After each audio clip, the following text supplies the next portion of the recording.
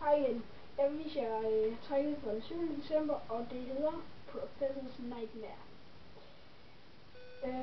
Det vil jeg vise jer nu, og jeg synes faktisk, det er meget godt træk. Vi starter med at tage den mindste af snorene her, sætter op der, så vi har begge ender her. Så tager vi den mellemste af snorene og sætter op her, så vi har begge snorene af den mellemste, og så tager vi den længste, og den sætter vi så selvfølgelig op her, så vi har begge de to der.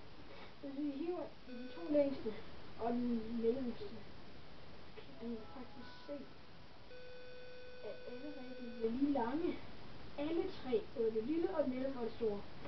Det er lidt mystisk, men det gider vi ikke have. Så hvis vi nu tager den der, sætter den der, den der, og sætter den derinde, og så tager vi det sidste og sætter det herude.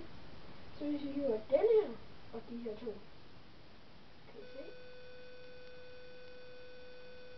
at rebet bliver forskellige størrelser igen. Det var det træk fra den 7. december. See you next time.